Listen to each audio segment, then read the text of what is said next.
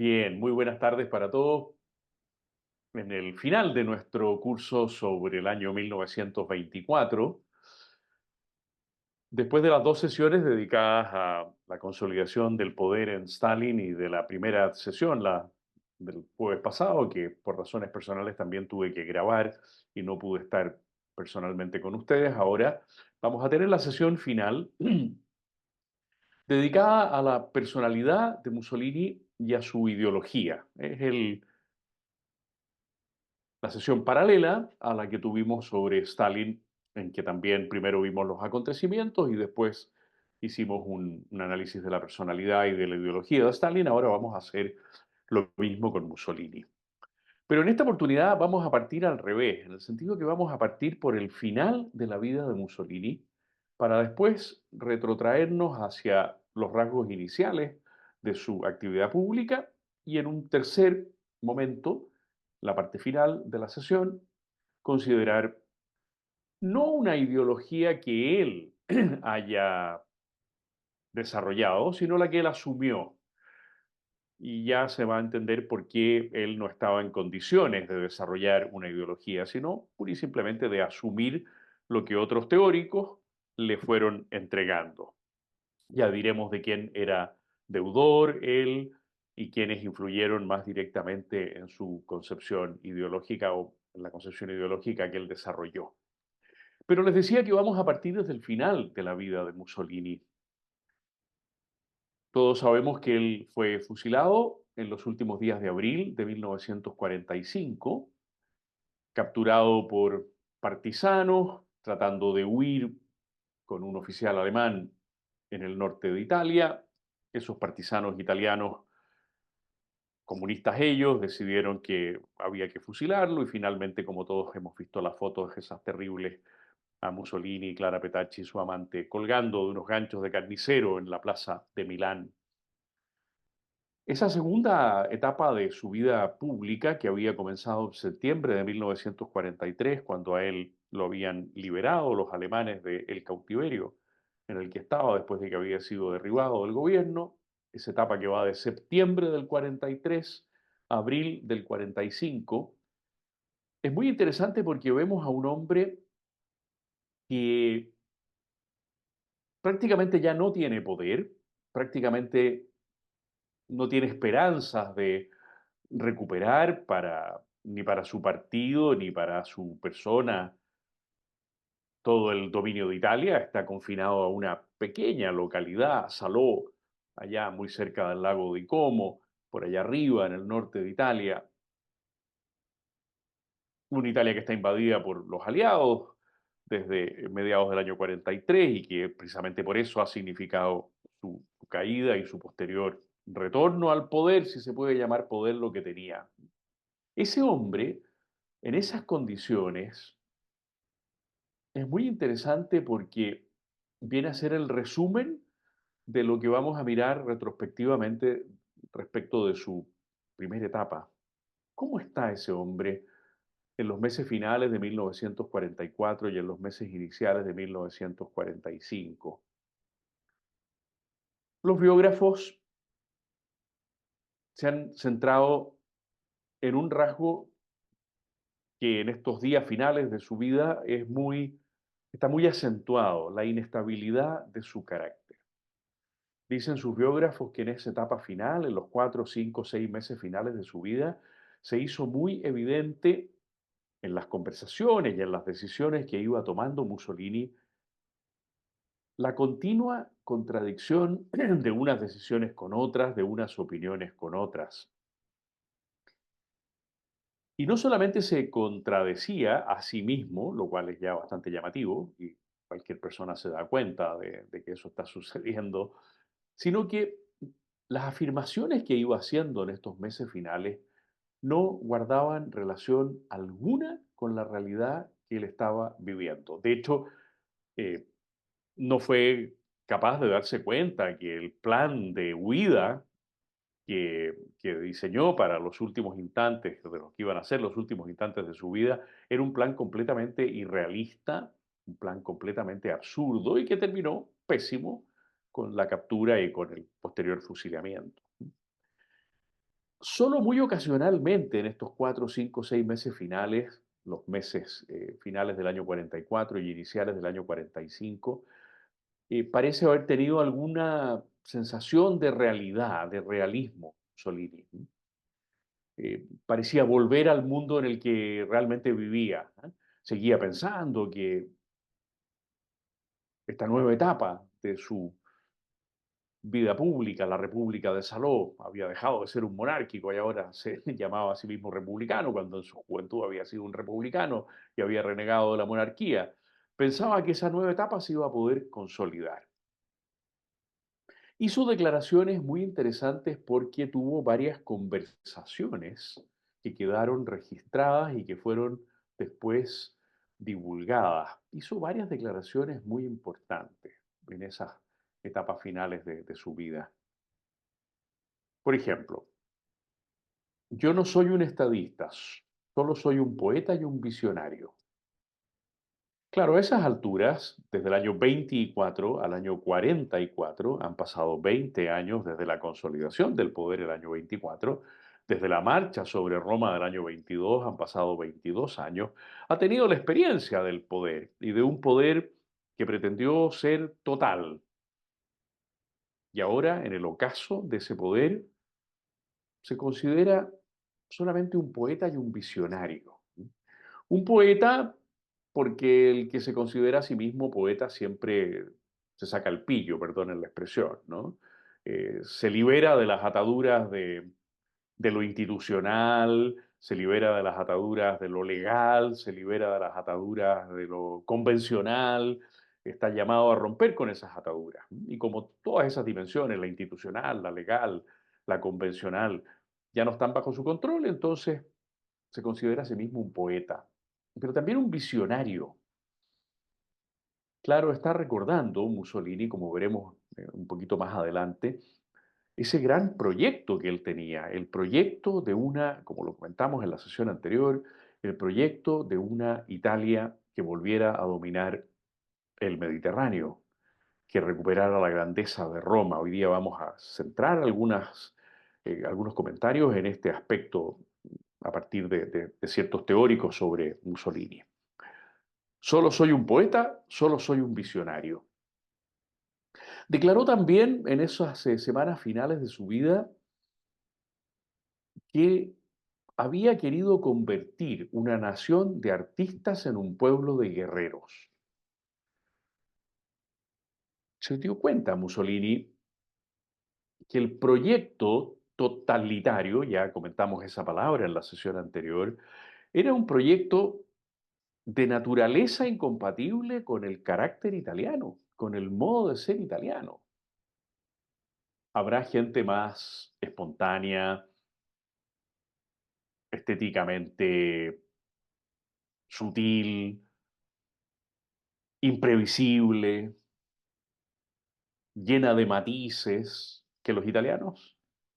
¿Habrá algún pueblo que tenga una mayor riqueza en la creatividad, en, en el modo en que sorprenden al mundo con las artes, por ejemplo, que los italianos?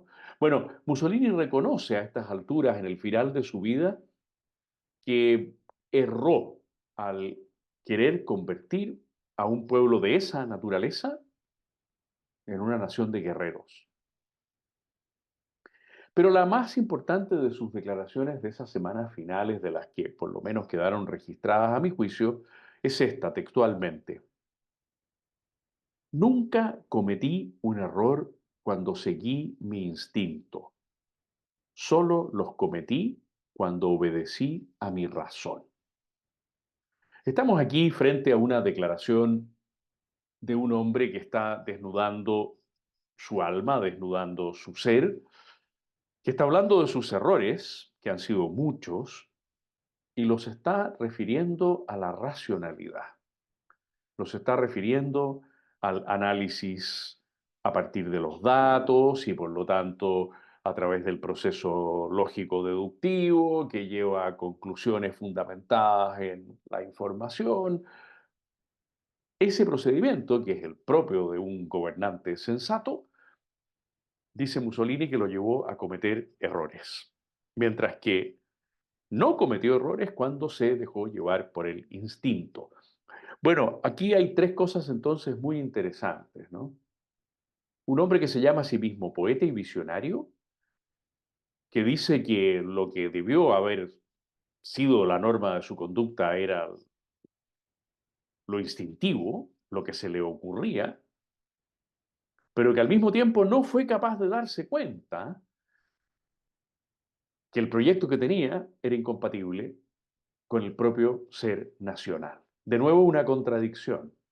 Si él era un poeta y era un visionario y seguía sus instintos, ¿cómo no entendió instintivamente, poéticamente, visionariamente que Italia no era un pueblo a esas alturas, ¿no? Lo había sido en la antigua Roma, un pueblo de guerreros?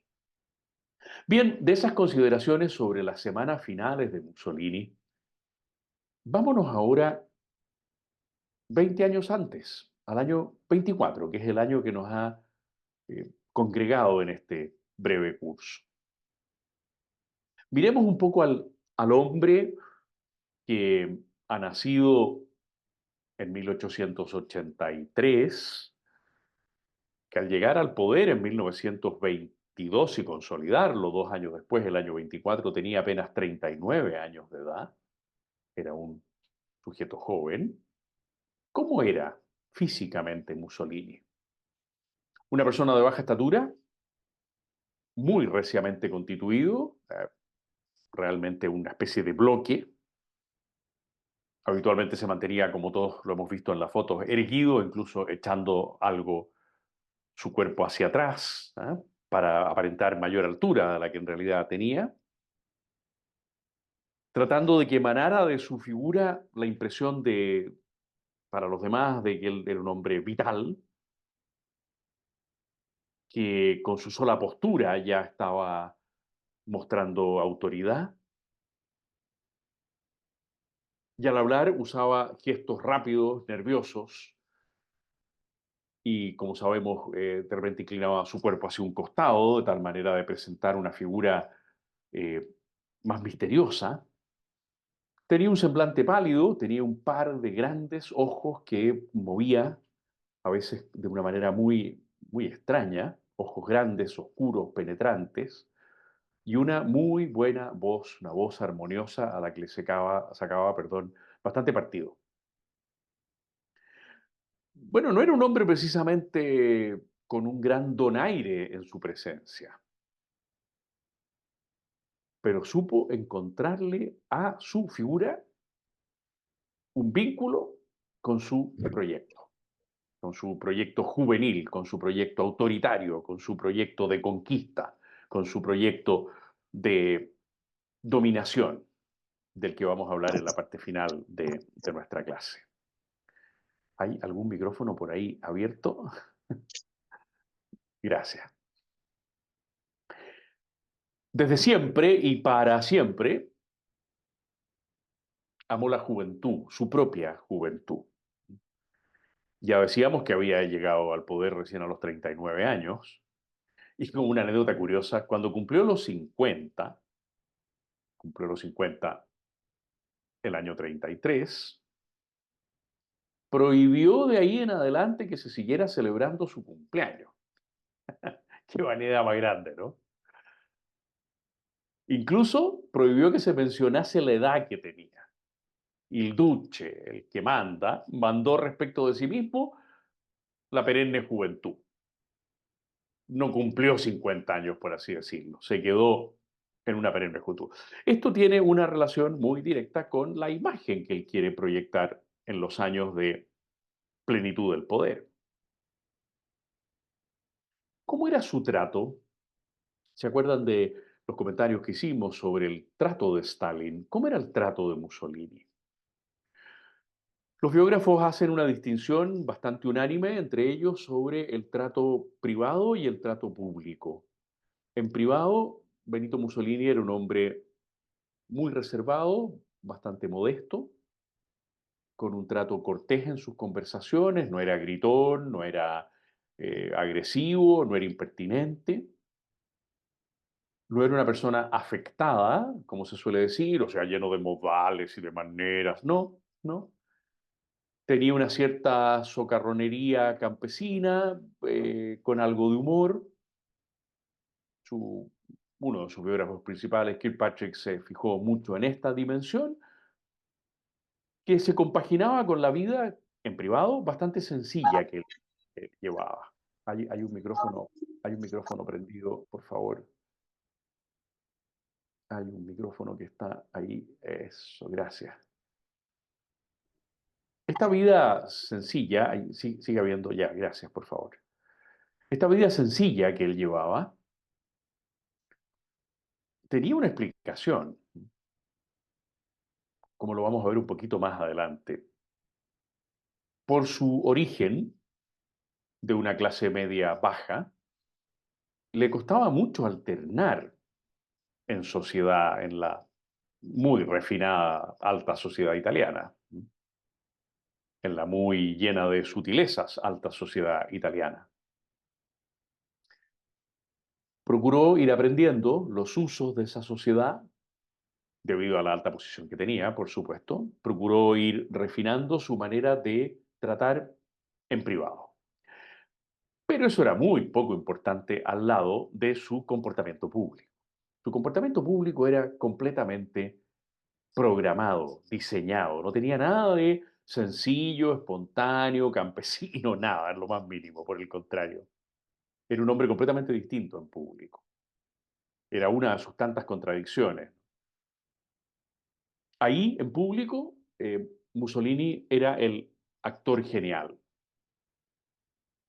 Tenía que crear desde esa figura no particularmente esbelta, desde esa cara no particularmente aguda, sino más bien bastante cuadrada y tosca, tenía que crear la impresión de un conductor duce, férreo, indomable, con una convicción rectilínea hacia un solo objetivo y que también dominaba los medios para conseguir ese objetivo. No dar nunca una sensación en público de duda. Y ya veremos que era un hombre particularmente inseguro. Por eso sus gestos tenían eh, grandeza imperial. Por eso inclinaba la cabeza hacia atrás y levantaba el mentón. Por eso se ponía, como todos recordamos, las manos en la cintura, ¿ah? Y dilataba el torso como un atleta. Porque tenía que dar en público la imagen de una profunda convicción en su proyecto. Claro, él se había formado en el mundo del Partido Socialista, interrumpida esa formación por la guerra, como comentábamos en la sesión anterior, pero era un hombre que había estado desde la prensa socialista en la que participó antes de la guerra y en el mundo del Partido Socialista en contacto con los, perdón, con los oradores italianos.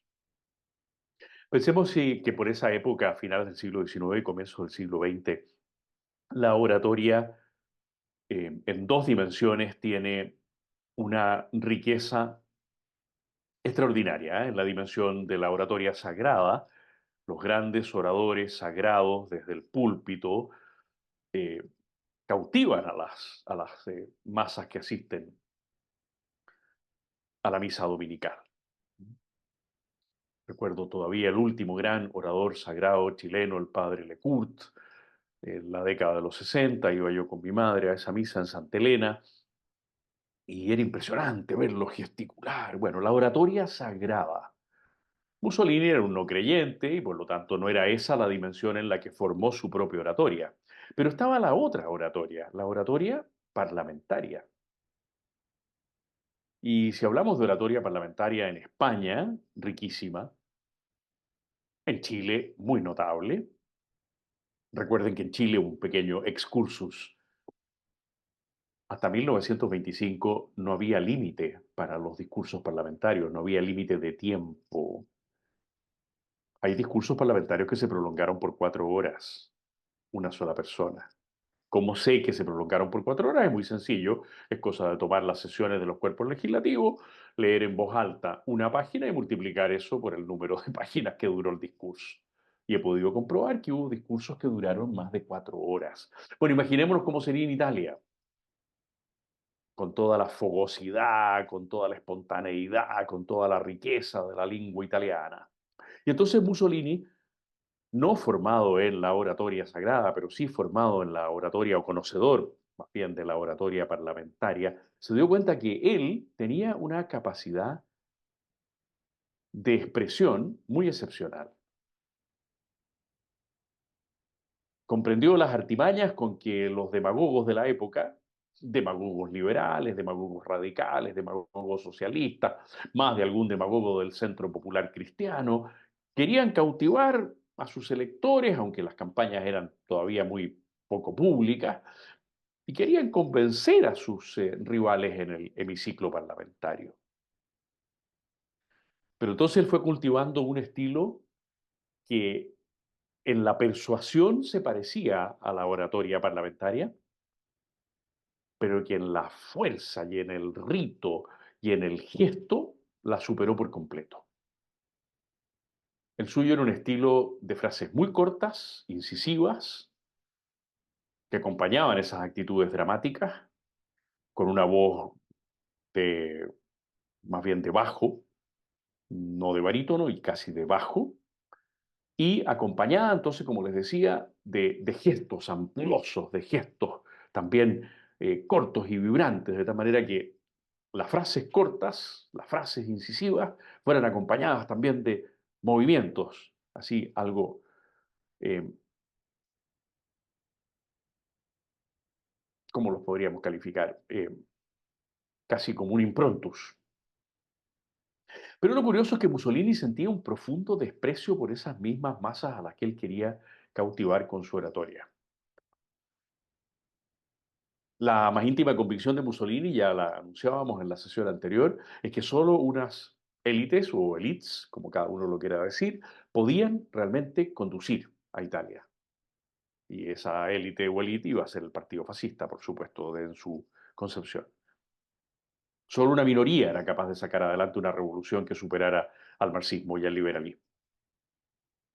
Y lo dejó por escrito. Para mí, dijo Mussolini, las masas no son más que un rebaño de borregos, mientras carecen de organización. Y él lo que pretendía era, por lo tanto, desde esa élite, desde esa vanguardia, diría el lenguaje leninista, darle organización a esas masas a las que consideraba pura y simplemente un rebaño de borregos, pero a las que trataba de cautivar con su oratoria incisiva, con su demagogia, una oratoria demagógica. Proyectaba la imagen de un hombre completamente seguro, resuelto, con todos los recursos para sacar adelante el camino lleno de obstáculos de la Italia de la posguerra, el camino lleno de obstáculos al interior del partido fascista que, como comentamos en la sesión anterior, era un partido de todo tipo de huerfanitos. Habían llegado a ese partido todo tipo de personalidades variopintas, muy difíciles de articular entre sí. Y a Mussolini no le faltó, eso sí, hay que reconocérselo,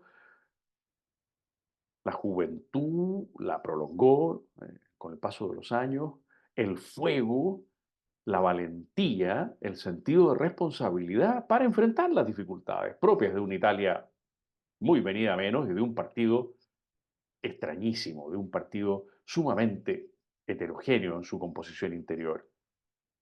¿Por qué? Porque el hombre, como ya veremos, era muy inseguro, pero cuando estaba seguro de algo, que no siempre lo estaba, y por eso era inseguro, cuando estaba seguro de algo, aunque después cambiara de opinión, era de un temperamento muy fuerte, muy, hasta diríamos, rebelde y hasta diríamos violento, en el que había una muy fuerte ambición.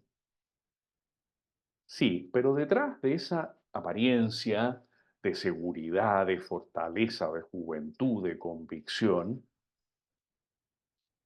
Detrás había un carácter, interiormente hablando, terriblemente irresoluto, terriblemente en contradicción consigo mismo.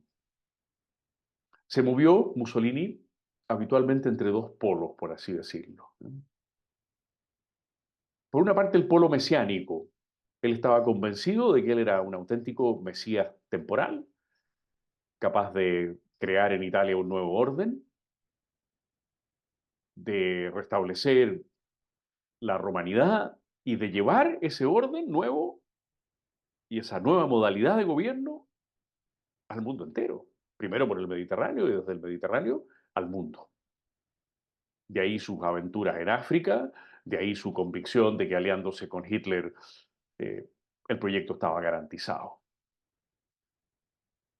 Pero había otros momentos en que dudaba por completo de sí mismo, en que experimentaba un complejo de inferioridad casi irresistible, en que se veía abrumado por las dudas respecto de lo que acababa de decidir, esto en privado, al punto que, bueno, perfectamente bien podríamos concluir en lenguaje contemporáneo de que era una personalidad bipolar, que tenía momentos de exaltación y momentos de depresión, y que estos momentos de exaltación y de depresión tenían unos ciclos que la medicina hoy día conoce y trata, y que, claro, 100 años atrás probablemente eh, o no conocía, no estoy en antecedentes de eso, pero si los conocía o los sospechaba, todavía no sabía exactamente cómo tratarlo.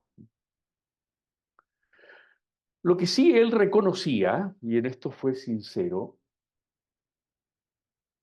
y nos recuerda aquello que dijo al final de su vida, de que actuaba por el instinto, lo que él reconocía a lo largo de esos 20 largos años de gobierno de Italia, es que era un hombre, él decía, yo no tengo programa,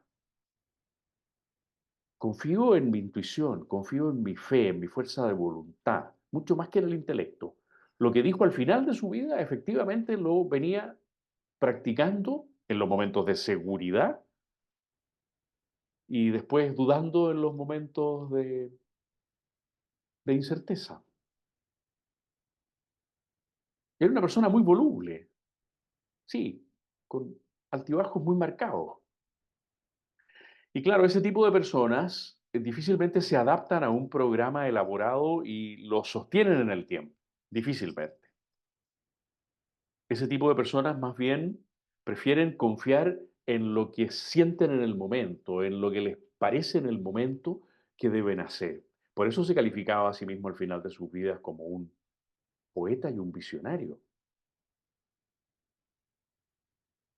Aquí hay una cuestión muy interesante, que es la relación en Mussolini entre los principios y los fines.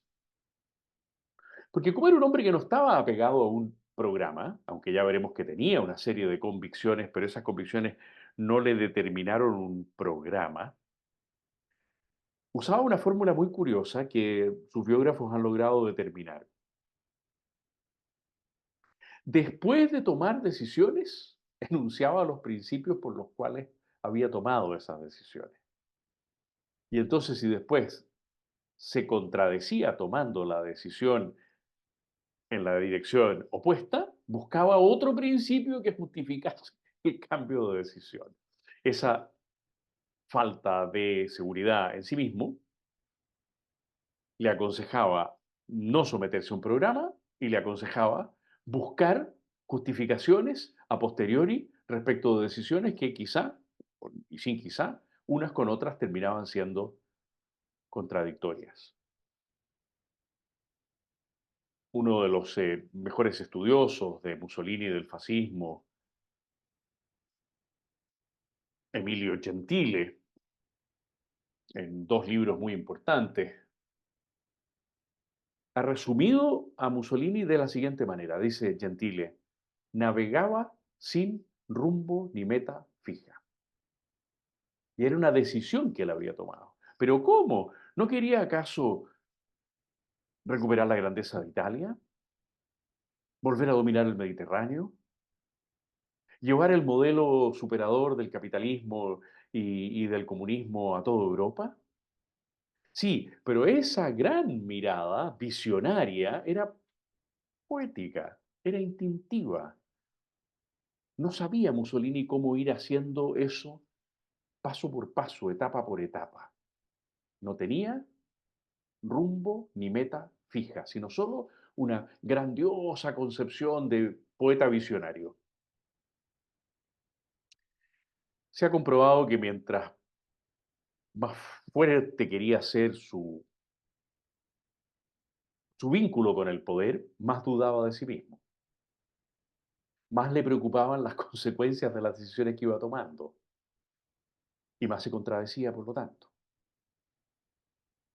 Y entonces por eso, a lo largo de esos 22 años, desde el 22 al 44, si quieren ya hasta el 45 mismo, hace alianzas y las deshace, busca acuerdos y los rompe, se carga una facción del partido para después contradecirla, hace alianzas con su yerno para después prácticamente decidir su fusilamiento y así. Está continuamente cambiando los instrumentos, los medios. Por otra parte, y esto se suma a lo anterior, era un hombre con un enorme desconocimiento de los mecanismos de gobierno y en particular de la economía. No era ni siquiera un autodidacta, era un instintivo, cosa muy peligrosa, como todos sabemos, ¿no? Hay algunos comentaristas o biógrafos que han dicho que era un hombre de una ignorancia garrafal, supina, en materias de gobierno y en particular de economía. Y que no hacía ningún esfuerzo por profundizar en los detalles de su administración, porque tenía esa mirada genérica, no le importaban los números para nada. Y por eso en buena parte de su conducción de Italia, si se la puede llamar así, dejó que sus ministros manejaran cada uno sus respectivos departamentos, sobre todo en los aspectos políticos. Él se reservaba el derecho a intervenir en materias caprichosas, en materias de detalle, para enmendar el rumbo, decía él. Por ejemplo, se cuenta una cosa, una anécdota simpática, ¿no? Quedaron muy sorprendidos todos en el gabinete cuando les comunicó que la decisión de que la policía italiana cambiara el uniforme de invierno por uniforme de verano la iba a tomar él. Él iba a determinar el día en que la policía italiana debía cambiar el uniforme de invierno para pasar al uniforme de verano y viceversa. Claro, los ministros quedaron en estado de shock. ¿Qué importancia puede tener que el duce se implique en esto, en la fecha del cambio de uniforme? Era una actitud muy típicamente suya porque ahí se sentía seguro. En ese tipo de cosas en las cuales no estaba en juego, por supuesto, el destino de Italia, aunque él tenía esa mirada grandiosa, se sentía seguro. Por eso, con algunos de sus ministros se sintió siempre muy incómodo, porque eran personas de condición superior a la suya, en conocimiento, en capacidad de análisis. Y claro, eso fue haciendo que recelara con mucha frecuencia de sus colaboradores, que además le tenían muchos de ellos bastante temor. Muchos de sus colaboradores habían llegado muy jóvenes terminada la guerra al partido y asumieron tareas de gobierno muy jóvenes y a medida que pasaban los años de la década de los 20 y sobre todo de la década de los 30, salir del gobierno porque los destituyera Mussolini significaba ¿y ahora qué hago? Y entonces le tenían mucho temor por lo inestable de su carácter. Los trataba de manera bastante ruda. Si su vida social privada era una vida bastante cordial y cortés, su vida de reuniones era bastante ruda, ¿ah? Era un hombre bastante tiránico, recelaba de lo que le informaban. Hay algo de paralelismo con Stalin, ¿ah? Y él se vanagloriaba de no utilizar los sentimientos para nada. Pero qué curioso, dice uno, si se consideraba un poeta, si se consideraba un hombre lleno de intuiciones, no racional, pero al mismo tiempo él quería alejarse por completo de afectos y consideraciones personales. Bueno, en el caso del conde Chano quedó demostrado, ¿no? No defendió a su yerno. Nunca pudo ser la cabeza de equipos de trabajo. No había manera de que él fuera el líder, el conductor auténtico de equipos de trabajo.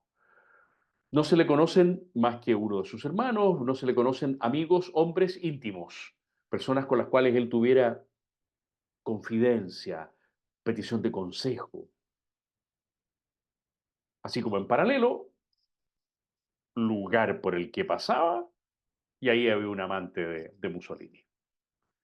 El hombre no tenía capacidad de desarrollar una amistad con personas de su mismo sexo y tenía una gran tendencia a los amoríos con mujeres.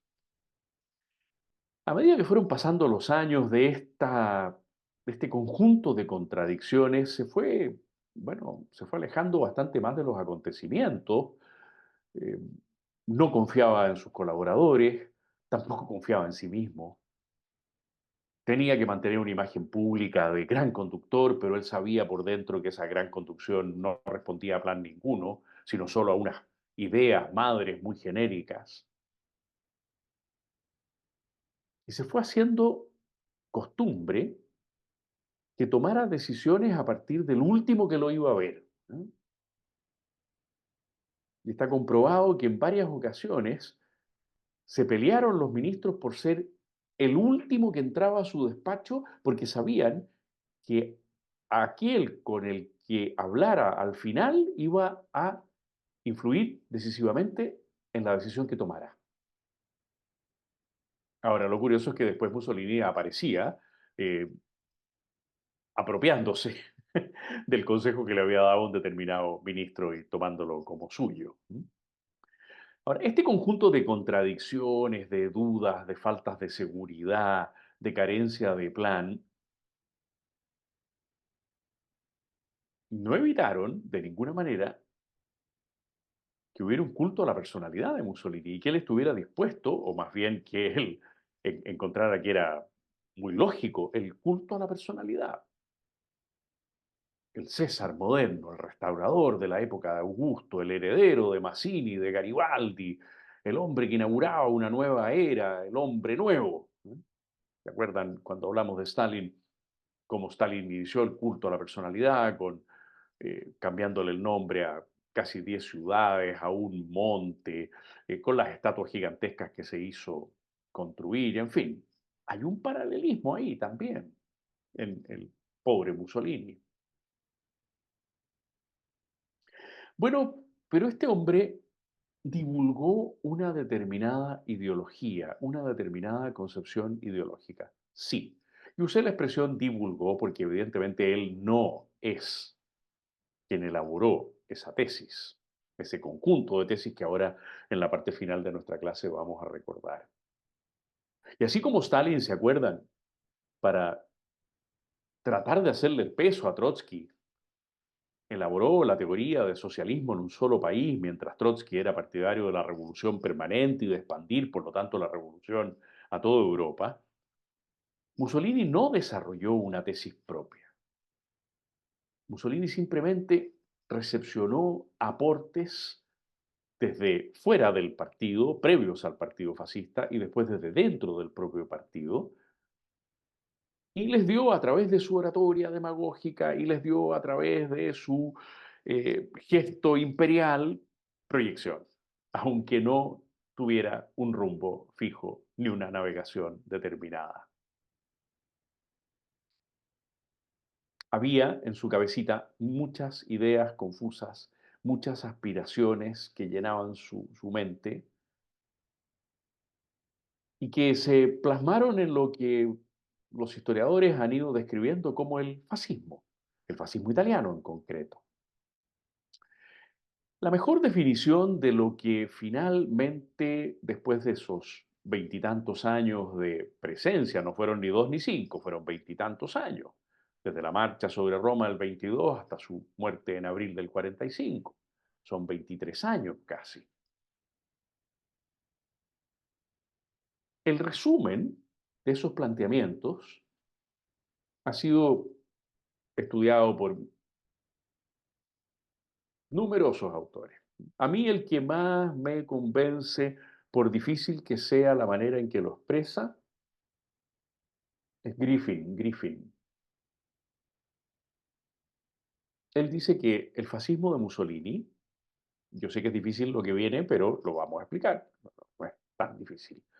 Dice, el fascismo de Mussolini es una forma palingenésica, esta es la palabra difícil, palingenésica de ultranacionalismo populista.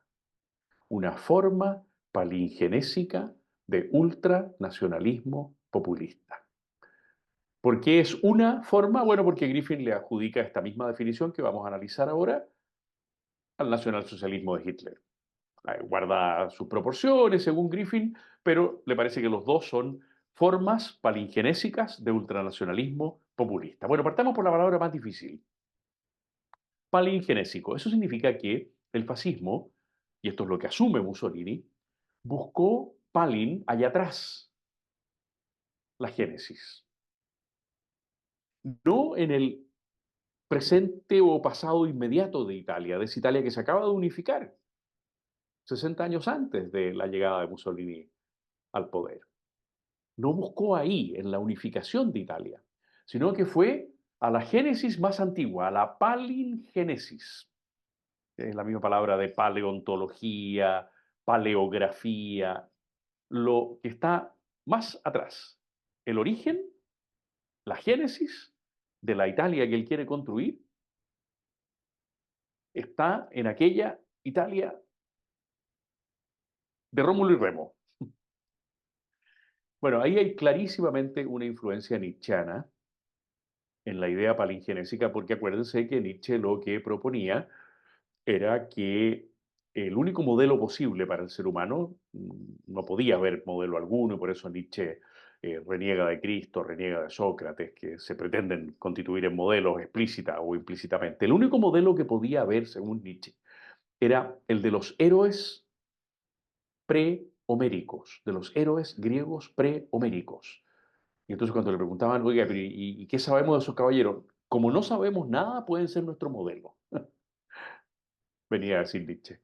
Podemos ir a los orígenes, a la palingénesis, a la génesis más antigua. Ya, pero ¿y cómo vamos a basarnos en eso?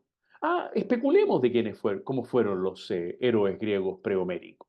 Porque de Homero ya sabemos ya, pues Homero ya es pura razón, Homero es la codificación de ciertos criterios, átenme al mástil para que las sirenas no me tienten, en fin, ¿eh? Vámonos a los héroes prehoméricos.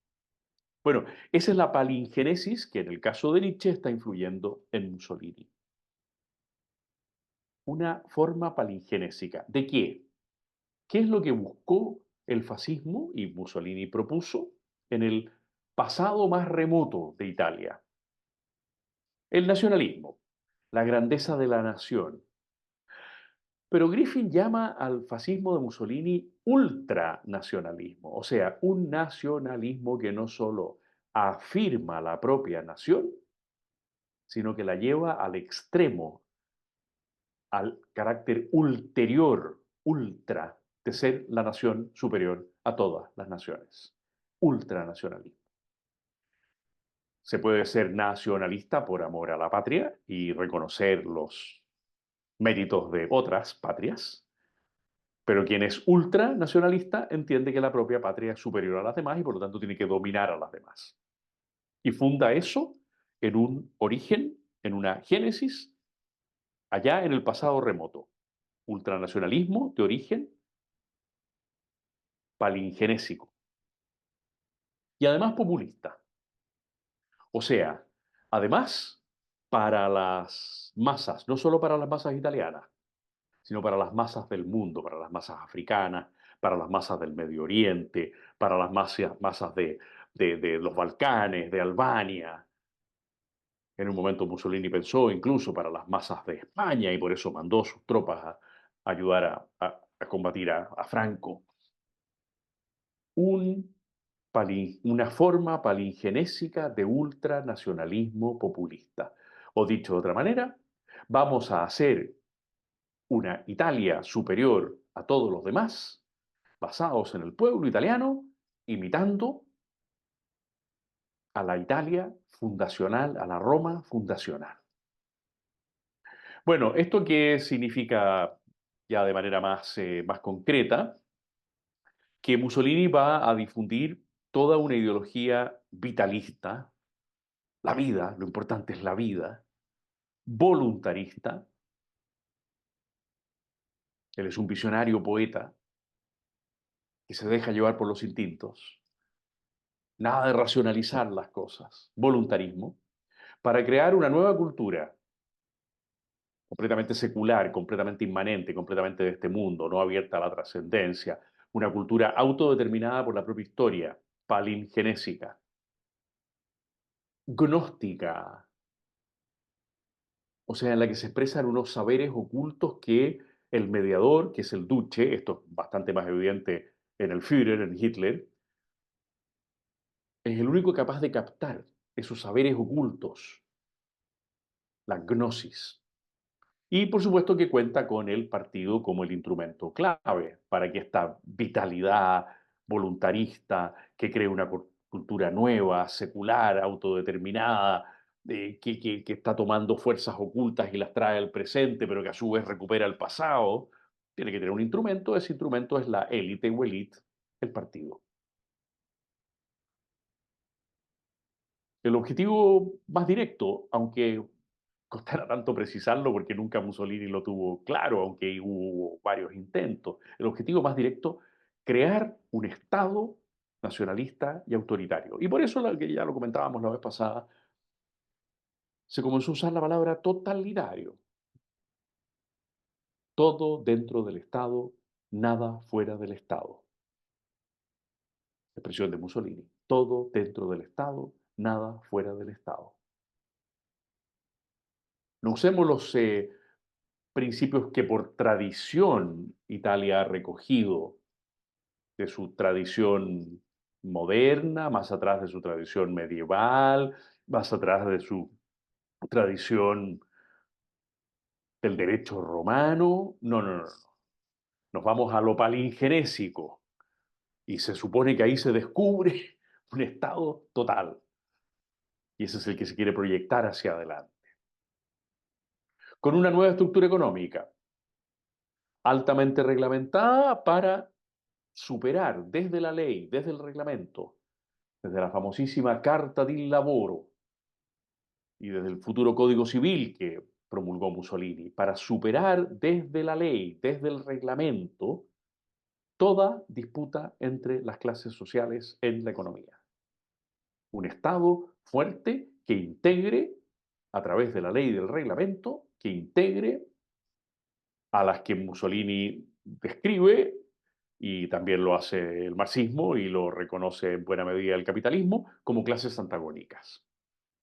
Y para eso, el gran invento del fascismo son las corporaciones, ¿ah? El Estado corporativo, el Estado que se supone que agrupa a productores, empresarios, emprendedores y trabajadores con la mediación del partido en áreas de la economía, el área metalmecánica, el área de la recreación, el área del turismo, el área minera, el área del transporte, la corporación de la educación, y así. Hasta 27 corporaciones se diseñaron. Claro, esto da la idea de que estamos contradiciendo el que no había un plan, pero esto era todo muy genérico. No es que quedase establecido de una manera particularmente estricta. Sí, nació la Cámara de Corporaciones y ahí estaban metidos estos 27 áreas, estaba metido el partido también, pero su funcionamiento fue un desastre. A todo lo anterior, y ya con esto terminamos, se agrega desde la perspectiva de Mussolini, que insisto, no es el gestor del fascismo, sino que simplemente expresa lo que otros autores vienen elaborando, se agrega el valor de la violencia y de la guerra como instrumentos positivos a los que hay que terminar recurriendo para gestar esta nueva Italia, esta Italia imperial, esta Italia del Mare Nostrum, esta Italia de presencia fuerte en el África, en el Medio Oriente, insisto, en Albania, en Grecia, ojalá, si fuera posible, en los Balcanes, ¿por qué no en España? Para eso, la violencia y la guerra. Pero curiosamente Mussolini nunca logró entender el ejército, aunque él había combatido en el ejército italiano. Y nunca logró dominar al ejército italiano. Terminó siendo el mariscal Badoglio el que le dio el golpe de Estado el año 43 y lo derribó del poder, antes de que lo recuperaran en la República de Saló. Fueron los militares los que votaron a Mussolini del poder en el año 43, cuando la situación militar en Italia era insostenible ya. Ese objetivo imperial de expansión, de cambio radical con las otras potencias, de esa Italia que les decía en la sesión anterior, se sintió humillada después del final de la Primera Guerra Mundial, ese objetivo requiere de la violencia, requiere de la guerra. Y ahí hay dos autores que influyeron muy directamente en Mussolini y por lo tanto en el fascismo. En el fascismo y por lo tanto en Mussolini, Pareto y Sorel. Son de los grandes teóricos de la violencia del siglo XIX, Pareto y Sorel. Son autores que Mussolini leyó y que, coordinados con la mirada nietzscheana de la búsqueda de un mundo heroico del pasado para proyectarlo después hacia el futuro. Nietzsche no en un plano político, a Nietzsche no le interesa prácticamente la política. En el fascismo sí, en un plano político, esa combinación de los elementos palingenésicos de Nietzsche con la apelación a la violencia, a la guerra, a la superioridad racial de Pareto y de Sorel, dieron el elemento final de, de esta amalgama nunca bien armonizada, ni en Mussolini mismo, ni en los textos que se llamó fascismo. Por último, simplemente lo que se suele llamar una apostilla, una más de las contradicciones de Mussolini, pero que la doy a la pasada porque es muy significativa. Quienes hayan estado en Roma y hayan recorrido, por ejemplo, el barrio del Eur, recordarán cómo es el Eur. Es una arquitectura neoclásica de carácter claramente palingenésico imperial.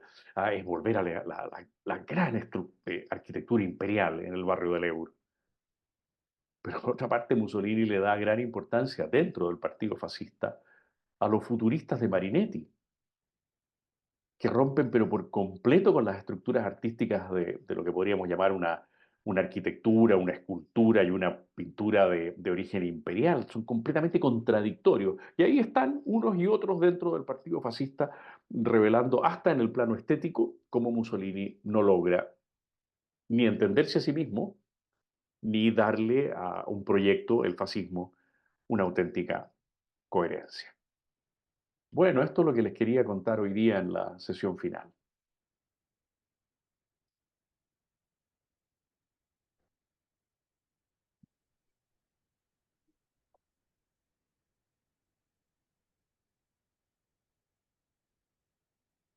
A ver, ¿qué?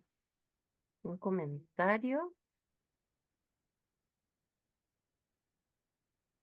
Perdón. Espero que no me haya puesto demasiado difícil. Más o menos. No, pero apréndanse la fórmula, pues. Una Ujú. forma palingenésica de ultranacionalismo populista. Repitan todos conmigo. Fórmula palingenésica de ultranacionalismo populista. Repeat after me.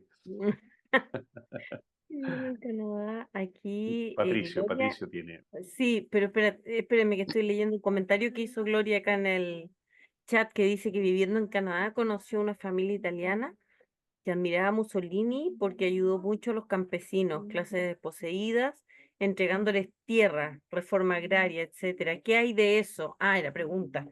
Sí, eso es efectivo porque lo decíamos en la sesión anterior, tanto los obreros industriales, más bien los soldados que volvieron a tratar de ocupar sus posiciones como obreros industriales, como los campesinos del sur, los obreros industriales en la zona norte, como los campesinos en el sur, terminada la guerra en el llamado Bienio Sangriento 1919-20, vivieron situaciones dramáticas, ¿no? De una cesantía enorme, de una incapacidad productiva. Todo eso lo comentamos en la sesión anterior.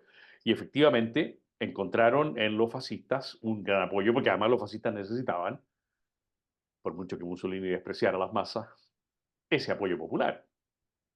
Y fue ese el que le dio, acuérdense, lo vimos la vez pasada, a Mussolini ese 60% de los votos en las elecciones que le permitieron consolidar el poder. Así que es efectivo que las medidas de Mussolini respecto del campo y también respecto de la industria contaron con un buen reconocimiento. El problema fue cuando más adelante toda la actividad económica quiso ser regulada en estas 27 corporaciones.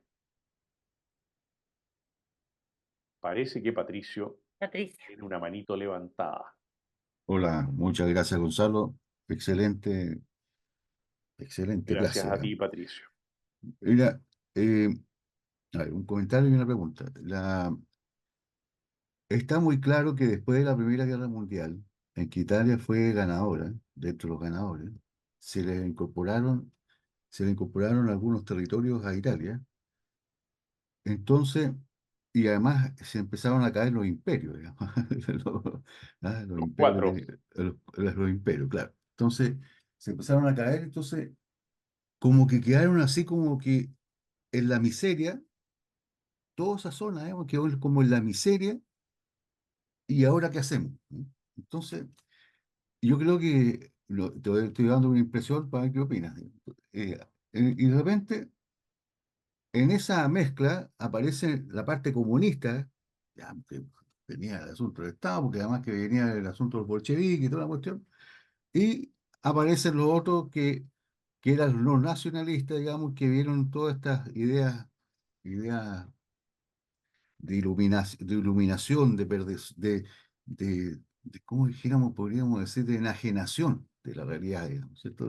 Que como una posible solución a nuestros problemas, digamos, debería ser esta vía, que sin contexto, sin contenido, sin nada, nada de nada. En este caso es peor, por lo menos Hitler decía, estoy copiando a Mussolini, pero en este caso es como una es como una sin contenido, no sabían, no tenían idea para hacer. Y formaron y lograron, tratando de formar algo así muy intuitivamente, en realidad, de acuerdo a las circunstancias, digamos. Y en la cuestión de la medida que siga avanzando. Sí. Entonces, la pregunta que hago es lo siguiente, porque el fascismo en realidad lo creó Mussolini. Digamos, el concepto, la forma de ver, la forma que tú dices que es el verdadero fascismo, ese, muy nacionalista, ¿no? El tema está en por qué la gente lo seguía y si era elitista o no. ¿Qué decía la élite? Quedó tan destruida la élite, quedó tan. Se supone que las que gente que pensaba, digamos, la que no era la masa, la que pensaba, las más intelectuales, no podían dirigir la cosa o estaban de acuerdo con eso, digamos. Estaban de acuerdo, parece. Tú has planteado así a la pasada, pero el contexto imprescindible para entender por qué tanto el fascismo en primer lugar como el nazismo también, en segundo lugar cronológico, tuvieron éxito en el sentido de conquistar el poder, en los dos casos por la vía del voto popular. Y esas coordenadas que tú sugeriste son las del intento comunista por replicar en Italia, en Alemania, en Hungría, en Austria, la revolución bolchevique. En Austria en Hungría, perdón, tuvo éxito y un golpe de Estado del almirante Horthy logró sacar a los comunistas. En Alemania tuvieron éxito por unos pocos días y lograron barrer con los comunistas. En Italia el conflicto duró 2 años. Los años completos, 19 y 20, son prácticamente de guerra civil en Italia hasta que se consolida la posibilidad de que los fascistas controlen a los comunistas. Entonces, efectivamente, esas élites o elites empresariales, religiosas, de familias tradicionales, cuando ven que el peligro comunista está ahí a la vuelta de la esquina y que no son las fuerzas armadas las que van a defender a los países, no fue así en Alemania, porque el ejército alemán volvió destrozado, desmoralizado por completo de lo que consideraron una traición por la espalda por parte de los políticos al firmar el armisticio. No fue así en Italia, porque el ejército italiano, aunque había ganado, quedó en muy mala posición por derrotas muy humillantes que sufrió durante la guerra. Entonces, esta nueva milicia que aparece, el NSDAP, el Partido Nacional Socialista Alemán, y el intento de Hitler con el putsch de la cervecería, y que no le resulta, ¿ya? Y el Partido Fascista en Italia, son las dos fuerzas a las cuales en los países en los cuales los comunistas están verdaderamente desatados, son las fuerzas a las cuales los sectores, insisto, que podríamos llamar tradicionales, conservadores, empresariales, productores, usemos la expresión, la derecha, acuden, sin ser el fascismo de ninguna manera de derecha. Hay un libro extraordinario de Erich von König-Ledin que se llama Leftism, izquierdismo, y una de las primerísimas materias que trata dentro de los izquierdismos del mundo es el fascismo. Si tú le dices a un comunista que el fascismo es de izquierda, al tipo probablemente le da un infarto hoy mismo. A lo mejor sería una buena idea decirle esto para que les venga el infarto, pero bueno, que, sabiéndolo sería una manera de producir un homicidio, no estaría muy bien, ¿no es cierto? Pero le viene un infarto a cualquier comunista si tú lo tratas de convencer de que el fascismo es de izquierda. Pero es que el fascismo es estatista, violentista, controlista, ateo, las tiene todas, por así decirlo, desde el punto de... Pero ¿por qué se cargan a su lado, tanto en Alemania, 10 años después, como en Italia, 10 años antes, las fuerzas más tradicionales? Por el enorme peligro comunista. No hay, no hay otra explicación. No es, oh, qué maravilla el proyecto fascista, sino, oh, qué peligro la, la revolución comunista.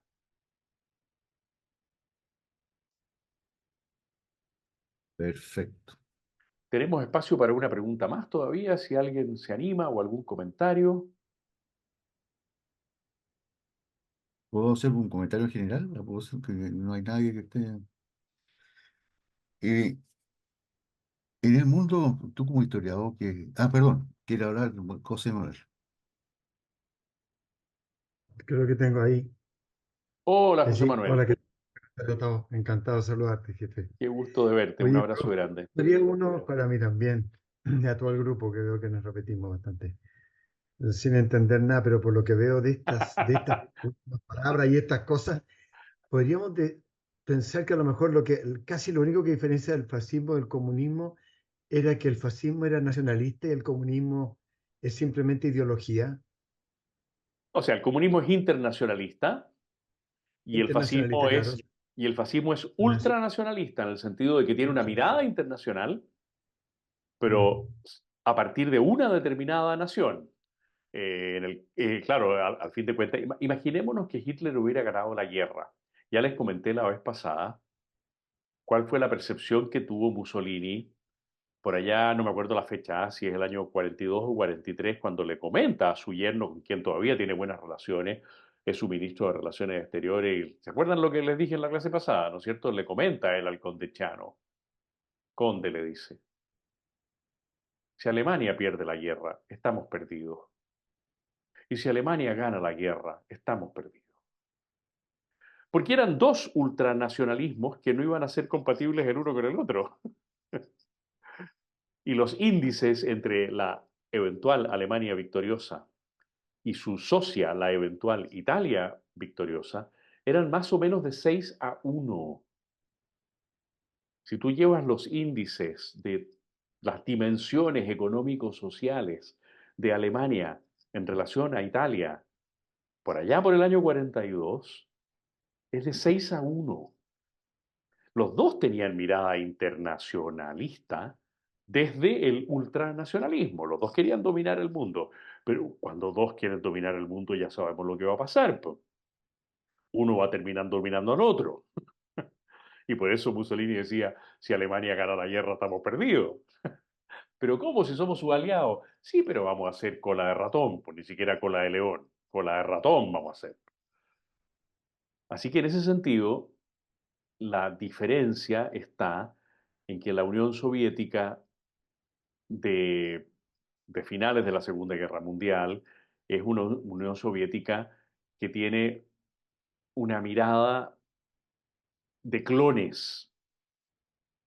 Quiere clonar a través de los partidos comunistas su acción revolucionaria en el mundo entero y clonó en el Partido Comunista de Chile magníficamente bien. Pero esa no es la mirada ni de Hitler ni de Mussolini. Ellos no quieren tener clones en distintos lados. Cada uno de ellos quiere ser el único factor de dominio mundial. Me expliqué, ¿no es cierto? Así que en ese sentido ahí hay una diferencia. Y después hay otra muy decisiva, ¿no? Y es que los proyectos fascistas son, creo que en esto Mussolini tenía algún grado de intuición, ¿ah? Porque era intuitivo. Son proyectos menos ideologizados, menos producto de una razón perversa, contraria a sí misma, como es el marxismo. El marxismo es la perversión definitiva de lo racional, es llevar lo racional hasta sus límites para que se vuelva la razón en contra de sí misma. En el caso de los fascismos, hay elementos tan, gnósticos. La gnosis no es racional. Hay elementos intuitivos, hay elementos de supuesta influencia histórica, que como ya vimos, no pueden ser razonados porque no puedo conocer a los héroes griegos prehoméricos, que distinguen radicalmente a los fascismos del marxismo. Y que en ese sentido los hacen, desde una perspectiva filosófica, los hacen menos peligrosos, porque cuando la razón se pervierte y se dirige contra sí misma, ¿cómo sale el ser humano de esa intríngulis? Mientras que cuando el instinto comienza a dominar a la persona humana, siempre queda, por así decirlo, la razón en reserva. Y en un momento determinado, la razón le termina diciendo al instinto, no te puedes guiar por tu sola tendencia instintiva. Pero cuando la razón se ha pervertido, ¿quién le dice a la razón perversa, eres una razón perversa? Me expliqué, ¿no sé? Y eso es lo que es el marxismo, la perversión de la razón.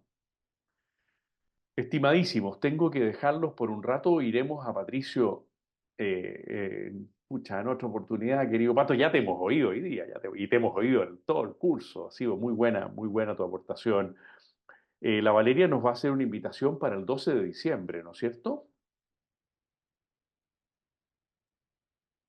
12 de diciembre nos vamos a encontrar presencialmente en Rapalo para cerrar el año, como en otras ocasiones. Así que están todos muy invitados.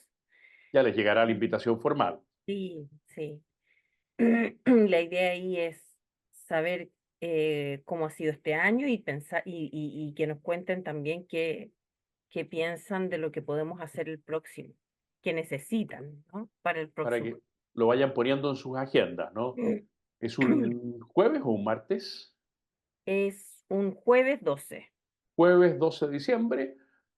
Quedan 2 semanas a las todavía 7. para Navidad, así que hay un tiempito ahí para Sí, tomarnos una cosita y conversar un buen rato como lo hemos hecho en años anteriores. Para Oye, a todos las, ustedes, a las muchísimas 7. gracias, un abrazo muy grande. Valeria, muchas gracias por la coordinación y bueno, acuérdense que comienzan 2 semanas más nuestro último curso, el curso sobre los 35 años de la caída del muro de Berlín, ¿eh? Que vamos a impartir con el profesor Max Pavés. Yo voy a hacer las 2 primeras sesiones y Max va a hacer la tercera y cuarta sesión. Así que, como dice José Manuel, que somos casi siempre los mismos, ojalá que llegue también otra gente a la que podamos ofrecerle nuestra formación. Un abrazo muy grande para todos y para cada uno. muchas gracias. Gracias. Muchas Chao. gracias. Chao, chao. Chao.